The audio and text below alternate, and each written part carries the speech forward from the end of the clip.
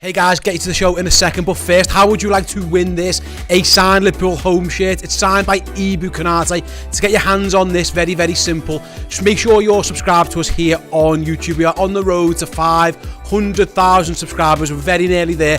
Help us get there by subscribing right now. Just click the button below this video. Once you've done that, and once we get to the 500,000 subs, we'll do a draw, and one of you guys will win this amazing prize, like I say, signed by Big Ibu himself. Right, let's get on with the show.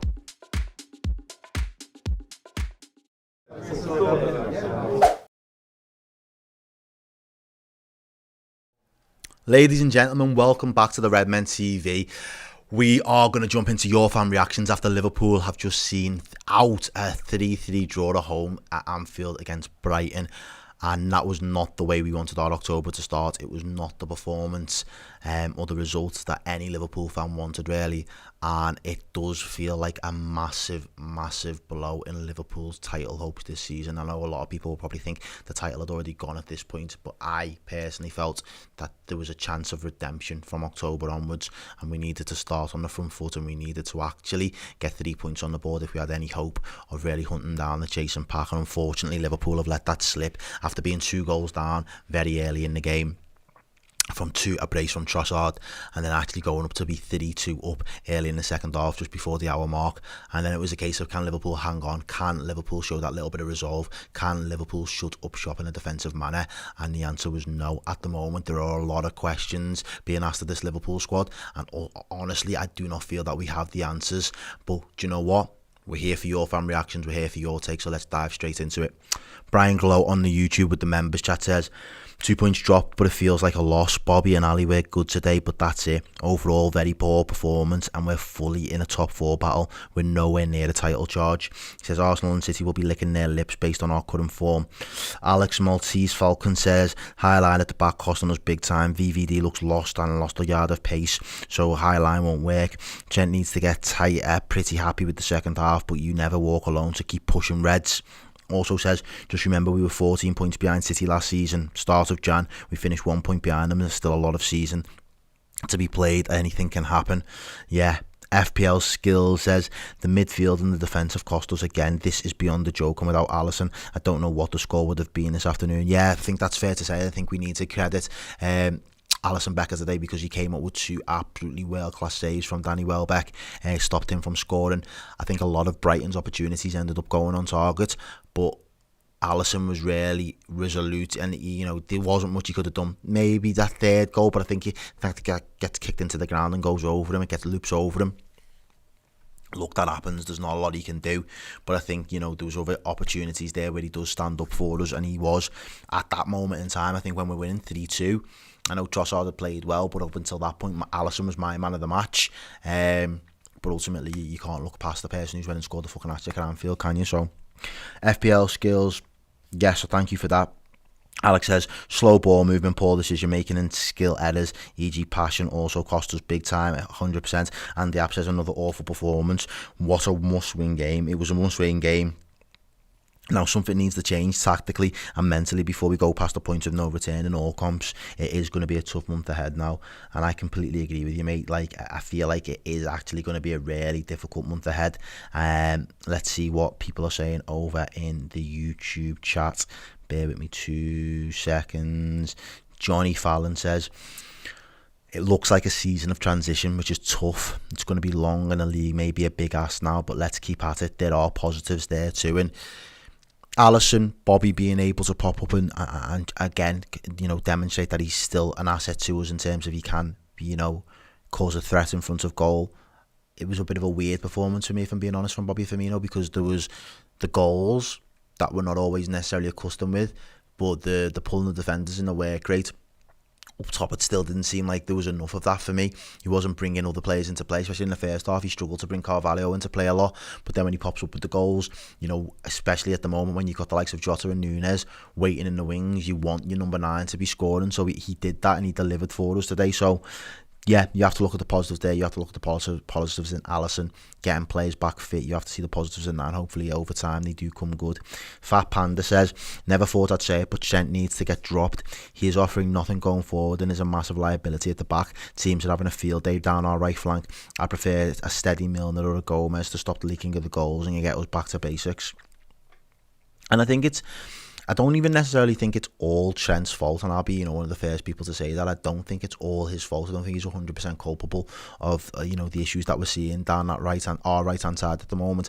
I think it's the fact that we've been so played in such a particular system now for so many years that it's just glaringly obvious if there's going to be one area of weakness for us on any given pitch, it's going to be that right hand side, and that's the area that you've got to exploit. And I think time and time again, that's the area that teams are just attacking down. And when a team has no intention of going through the middle and a team has no intention of going down the left hand side, you're going to score goals because that's the only way that they're making any real creation of chances. Now, us as a team should be aware of that now. We should be wise to that, and we should be reacting to that. If we know that they're going to attack down that right hand side, what's our contingency? What is the answer to that question? And again, it's another question that's being asked of us on the pitch, and we don't seem to have the answers. And that to me is probably the most disheartening thing out of all of this. John Shaw says the fact that Milner is still getting minutes, it's clear that there's been some gross negligence from FSG regarding investments in the playing side. He is awful. Also, Harvey Elliott can't play as a right-sided midfielder when Trent is at right-back. It doesn't work. Also, Trent can't defend at all. I'm saying it now too. And I think, again, that's a little bit... Like, there's elements of what John said there that I can understand his point of view. I can get his perspective. But we've seen so many examples of times when Trent has defended like a world-class right back. He saved opportunities off the line. He's been one-on-one versus some of the best wingers in the world, and he stumped them out in games. It is a fact of the matter that they are attacking down that right-hand side. Now, whether we are conscious of that or whether at this moment in time it seems like we're aware of it but we're not actually doing anything to stop it, that's on us. That's our negligence. That's our fault, and that's our shortcoming, because as us as fans, we can see it. Jurgen and his team need to address it ASAP and need to put in a solution or put something in place that helps us alleviate that amount of pressure that we're getting on that right hand side. We need to have teams thinking that side is on lock, so we need another way to get to goal because we're not getting any joy. Right now, teams are just thinking if we go down that side, that's the easiest way in. The easiest way to cut open this Liverpool team. And it's not because Trent's out of position. Trent is where he's being asked to be. It's because they're not the adequate cover. The legs aren't there. The combative, the reading of the situation. Nobody's sensing the danger on that right hand side. And for me, from an instinctive side of things, if us as fans are seeing it, I don't understand how the players on the pitch aren't seeing it game in, game out. And that's, to me, one of the most worrying factors.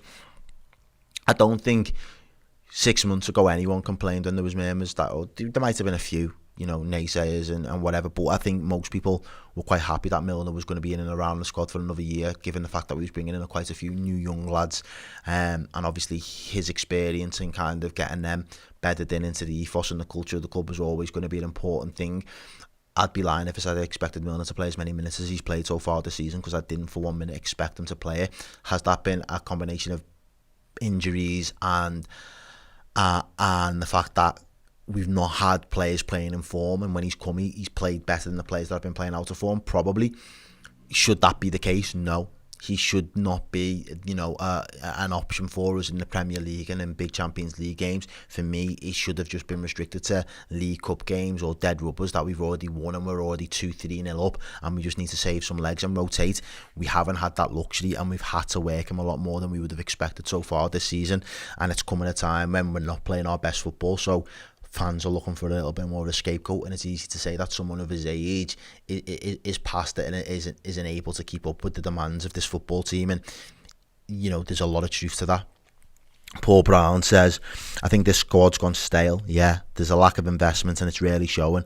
A panic loan at the end of the window says it all, so it's not good enough, and this is not a title challenging squad, which is a crazy sentiment really when you think that this time, or not even this time last season, but again 4 or 5 months ago, Liverpool were chasing down City that had a couple of points lead on them, and then we chased them down to within 1 point, and within 25 minutes of actually winning a domestic treble last year.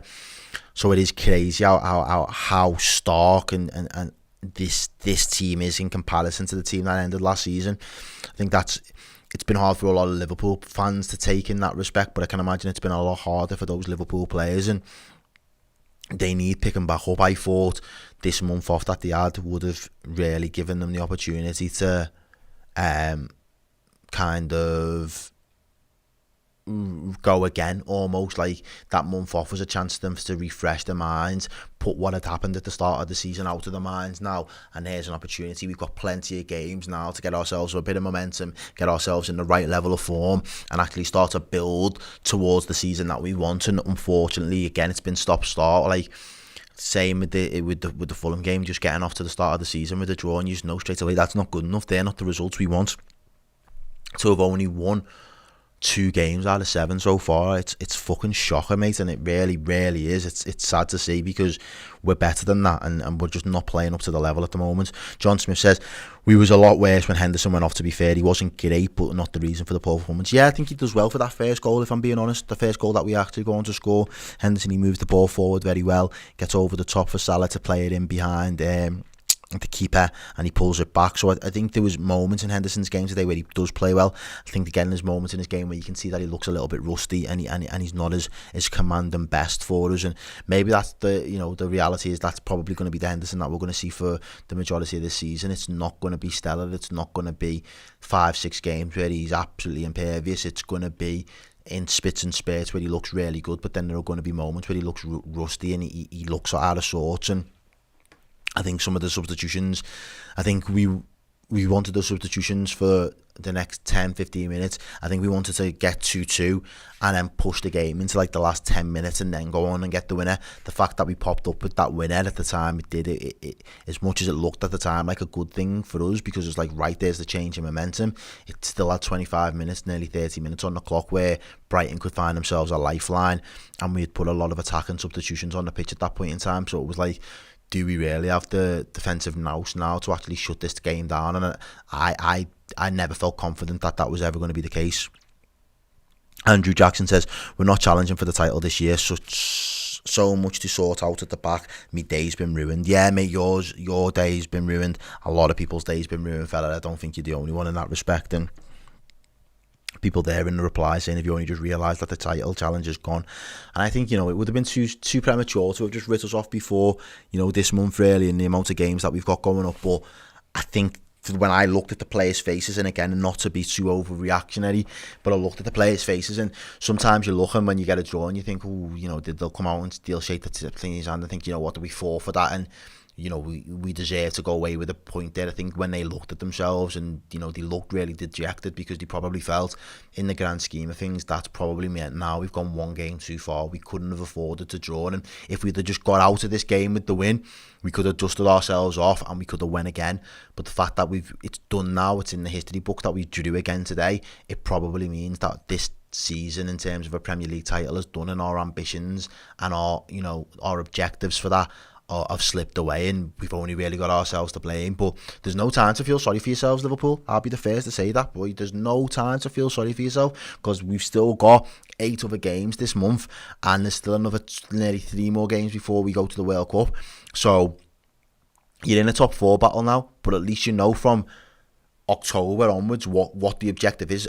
You've got a lot of time to put this season right. I think the worst thing is when you've got flung into a top 4 battle in March, and you've only got a couple of games, and the games are running out, and you're running out of time. You've got over half a season, 3/4 of a season left to go and secure top 4 now, and do it in some style, and actually get some wins under our belt. Have a say in who fucking wins this league now. Do you know what I mean? Put wins against Arsenal, put wins against City on the board. We've got to still be a handful for some of these other top 6 teams, and we've still got to take points off them. So there's still a lot of work to do, but I don't think there's any time for us to start feeling sorry for ourselves now. We've got to just get back on the horse straight away. Amy Top says, everyone's saying not a title challenging squad. We're not even going to be a top 4 challenging squad at the moment. Forget the title, it's miles gone. And it's hard to disagree. Again, at this point I said it and I seen it in their faces. It looked as if the players believe, and that's the way I think as fans, we can believe whatever we want. We can believe whether we're still in the title race, or we can believe that it's gone, but it's up to the players. Did the players believe they have the ability to go on? And when he was 13, 14 points behind City, it still looked like they believed that anything was possible. Whereas I think at the moment they're having a really tough time believing that they can get over this hump of bad form, individual bad errors, and not defending as a unit. So it looks like we're fully against it, to be completely honest with you. So I think right now the title challenge is we've got to park it, put a pin in that until next season. Now, until you can prove it and evidence it, put a pin in it. You've got to just prove that you can still be a consistent top four team, I should say. Darren Crotty says, another abysmal performance. There was no urgency, there was no quality, there was lacklustre attitudes all over the place. Only for Alisson we would have been beaten. No positives to take from that. And again, I'll find positives because I think Bobby scoring 2 goals in a game where, you know, I wasn't sure what Bobby was going to turn up is a positive for me personally.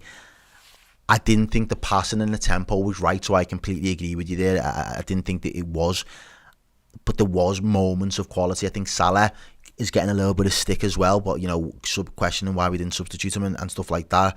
I think he played really hard for us this afternoon. I think he was really trying to make things happen.